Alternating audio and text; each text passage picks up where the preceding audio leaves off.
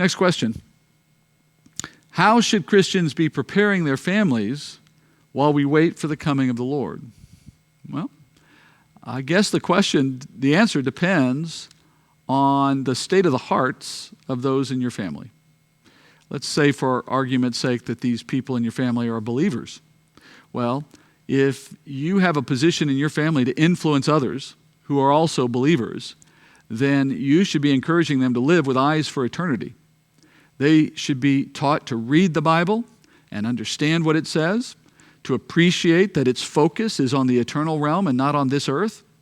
You should be encouraging them to consider that they'll have a far longer period of time serving Jesus in the next world than they do in this one, and therefore they ought to use this life to the greatest extent possible to prepare for the next. You ought to be encouraging them to consider that every decision they make has an impact on their eternal rewards, and they ought to be thinking like that. You ought to be encouraging them not to get wrapped up in this world, not to be distracted by the cares and the pleasures, the riches and the worries of this life, not to think that this world is heaven, or to try to make it into heaven, but to fully and totally set aside the things of this world and think only of what is coming next. Use this world for what it's worth.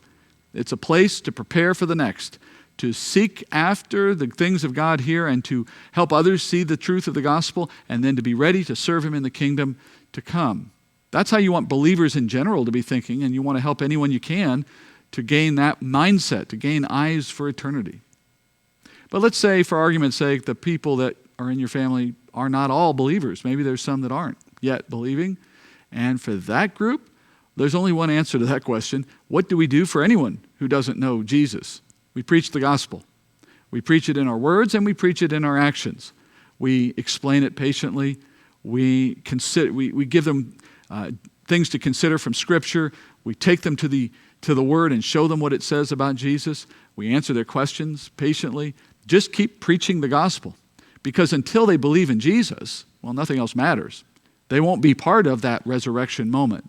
They won't have the future in heaven that we're talking about. So if they do not know Jesus, preach the gospel. If they do know Jesus, preach the need to think about their eternal future and to live with eyes for eternity.